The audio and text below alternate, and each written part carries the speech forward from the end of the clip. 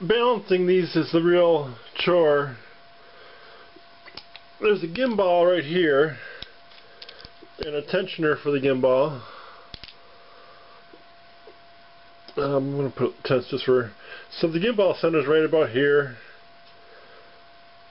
If you make the camera assembly, you know, with the weight and all back here, if you make it so that against the camera it more or less balances at about the point where the gimbal is, you know, just above the gimbal basically.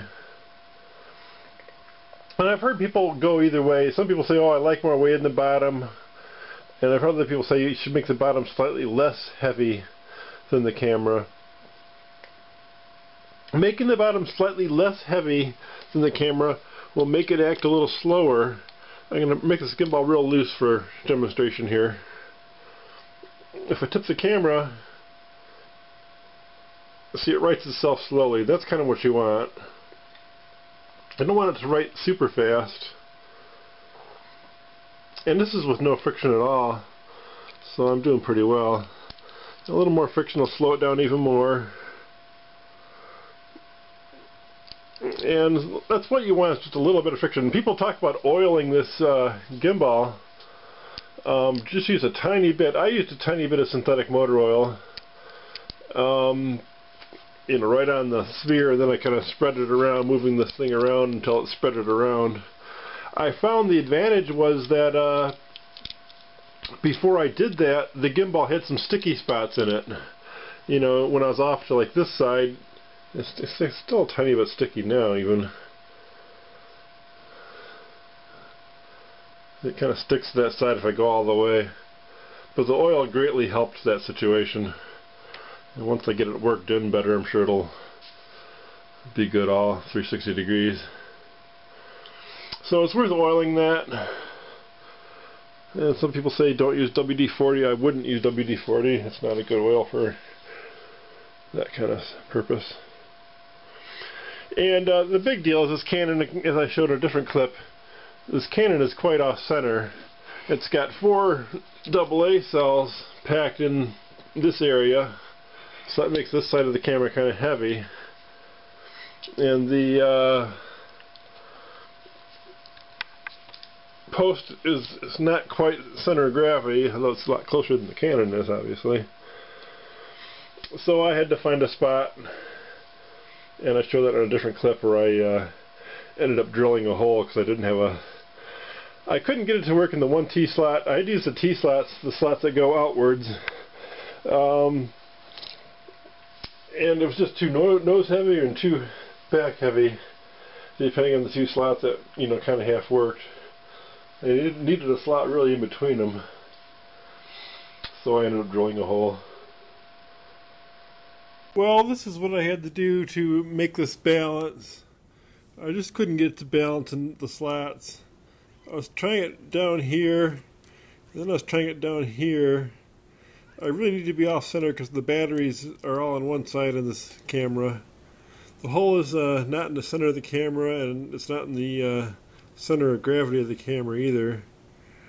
You know, the mounting hole. With the batteries on one side, it really does tend to make it heavy on the right side. So, long and short of it is I had to drill my own hole where I figured I needed it. And I got it apart right now because I widened the hole a little more. The downside of all that is it no longer captivates this nut. You know, the nut was just sized critically so that it wouldn't fall through that slot too easy. So it kind of stayed captive in there. Now with this hole, I'm not captive at all. I fall right in and out of the hole. So I'm going to have to make sure I don't lose this part, you know.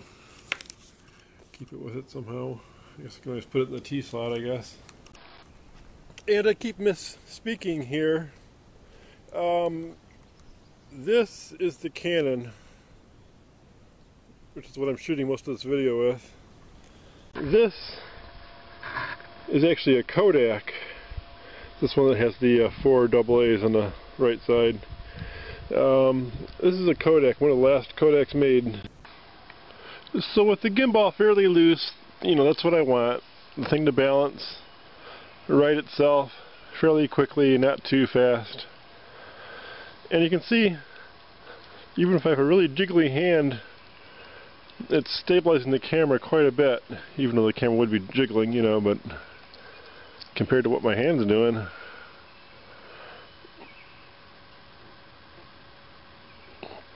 And of course you need the, and I've got no friction in here at all. You see I really can't even turn the camera because my friction is so low.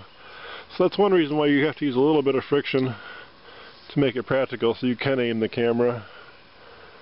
But you want just enough friction where I can still get away with, you know, cushioning some of my jiggling. And you can see if I was shooting without it and I was jiggling this much, the camera would be a lot more jiggly than it would be without. And this camera, with its mount way off on the side here, would really be tough to use in the stabilizer. I used to shoot my videos with this Canon. It's kind of a nice camera. It's not wide enough though for modern videos. Just for yucks, I thought I'd see if I could make the Canon balance. I did a pretty good facsimile, or whatever you want to say, of a good imitation of balancing it. It didn't take very long at all. See, I've got it pretty well balanced. It's a real challenge because this camera's mount is way off on this side and the batteries are way off on that side. So it really made it a challenge for this thing to balance. Use the T-slot to its full extent. And then I also did what I didn't do with the other camera, is ended up with the this adjusted so it's less than straight. Deliberately cocked it over to make up that last little bit of adjustment. And I could have done that instead of drilling the hole in the bracket like I did for the other camera. I could have just done that. I could have used the center, you know, front and back, got that right, and then just done this to make the camera right itself correctly. But I don't like this. The stability isn't quite right. The dynamics of it aren't quite right. But it works pretty well. I mean, it'd be well enough. You know, it's doable. So even with a pretty extreme camera like this, you're able to balance it. It didn't take me long. If I'm practiced now, though, you know. And I'm sure I'd be a little bit heavy in the weight, definitely. So if I was going to use this camera all the time, I'd probably ditch the weight and get some washers. You know, maybe cut that weight down to about 2/3 or half of what it is. Using this mount with a weight that's a lot heavier than balanced, I showed you how to do it balanced, which I recommend. But if you go with the heavier weight at the bottom, which is my situation with this Canon, you'll get the following effect. It'll be more likely to bounce on you. This kind of seasick type thing going on with a rapid motion, because you're not really stable.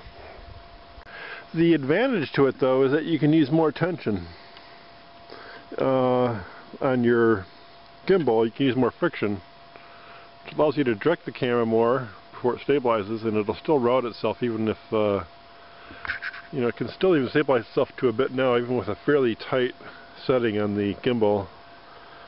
It'll still right itself, which with it set light or balanced, it would never really do that. So that's the only advantage having a heavy tail, is you're able to use more friction, which might be useful if you're going to be in a real action shoot, you know, holding the camera from one hand as you bicycle down the trail, you know. You might want to get a little bit tighter gimbal. I don't know.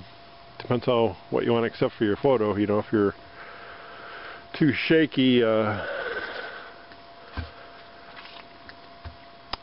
if you're too steady, it'll kind of look off to space without following you, you know. To be able to direct the camera, you have to have some friction. Well, otherwise the camera will just kind of spin as you spin the handle.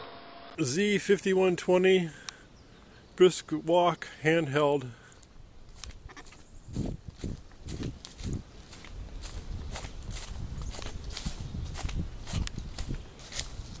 Handheld stabilizer, moderate gimbal pressure.